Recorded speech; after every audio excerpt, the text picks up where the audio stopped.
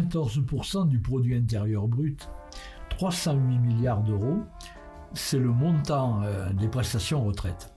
Le meilleur système de retraite d'Europe et certainement du monde, il est en France. Et pourtant, Emmanuel Macron et son équipe veulent en changer. Selon eux, nos retraités sont trop payés. Ils critiquent le montant des pensions de retraite comme si les pensions de retraite étaient un cadeau de l'État ou une charge pour le budget de la nation. Les pensions de retraite sont ce qu'elles sont, au niveau où elles sont, parce que les citoyens ont cotisé toute leur vie pour avoir ces revenus au moment de leur départ à la retraite. Les pensions de retraite ne sont pas un cadeau, mais un dû des caisses de retraite à leurs cotisants. Alors, quelles sont les vraies raisons qui poussent Emmanuel Macron, le patronat et des syndicats comme la CFDT, la CFTC ou la CGC à vouloir changer de système? Réfléchissez. Dans le sillage d'Emmanuel Macron, on retrouve les mêmes que ceux qui étaient favorables aux ordonnances et à la loi travail. C'est qu'il doit bien y avoir un lien entre la loi travail et la réforme des retraites. La réforme des retraites est un des éléments d'un puzzle qui a pour fondement la suppression des conquis sociaux de 1945 et l'alignement du droit et des conditions de travail en France sur l'exemple ultralibéral américain. Dans la logique d'Emmanuel Macron, la retraite étant la suite à l'identique de la vie professionnelle, elle doit être basée sur les mêmes fondements. Les conquis sociaux acquis en 1945 donnaient des droits nouveaux aux salariés face aux chefs d'entreprise capitalistes. La loi travail d'Emmanuel Macron, au contraire, favorise la soumission du citoyen aux lois du système capitaliste. La loi travail développe la précarité et la flexibilité du travail pour mieux exploiter les salariés. D'abord du secteur privé, mais demain également du secteur public. Les conditions du départ à la retraite et le montant des pensions doivent donc être conformes à la même logique.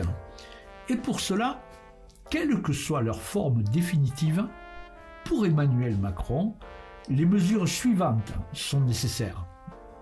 Premièrement, supprimer d'abord et avant tout tous les 42 régimes de retraite qui, selon Emmanuel Macron, donnent trop d'avantages à leurs cotisants. L'objectif général de la réforme est de ramener le montant des prestations de retraite à moins de 10% du produit intérieur brut contre 14% aujourd'hui.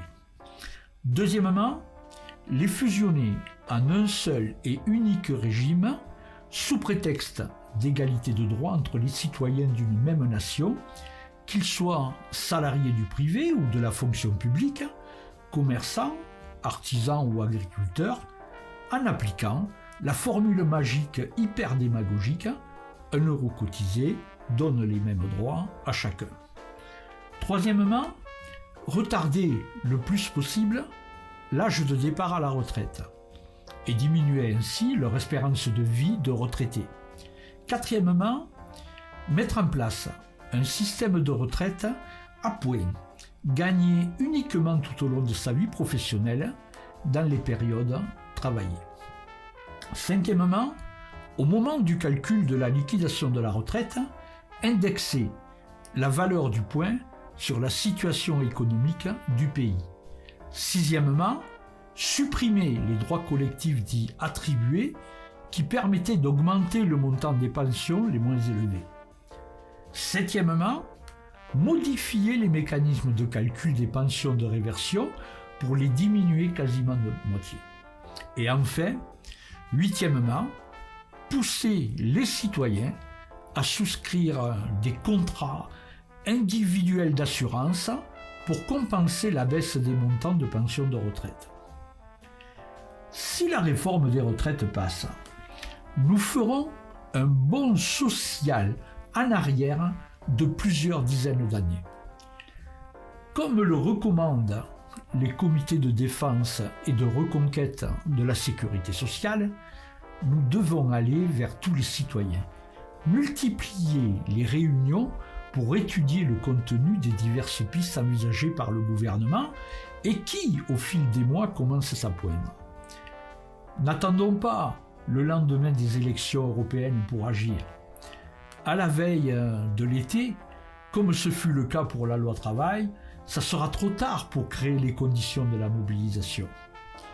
Vendredi 1er février, à Narbonne, à la Bourse du Travail Salé-Lissermé de 18h à 20h, c'est sur toutes ces mesures et d'autres encore que nous allons échanger.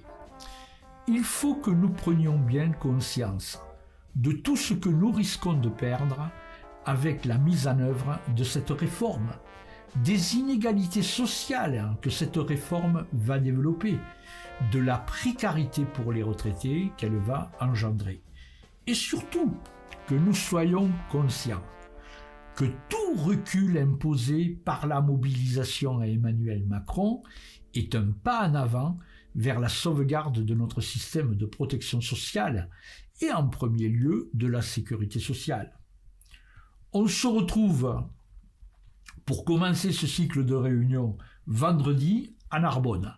Donc, je vous dis à tous, vendredi, rendez-vous à Narbonne. Merci de votre attention.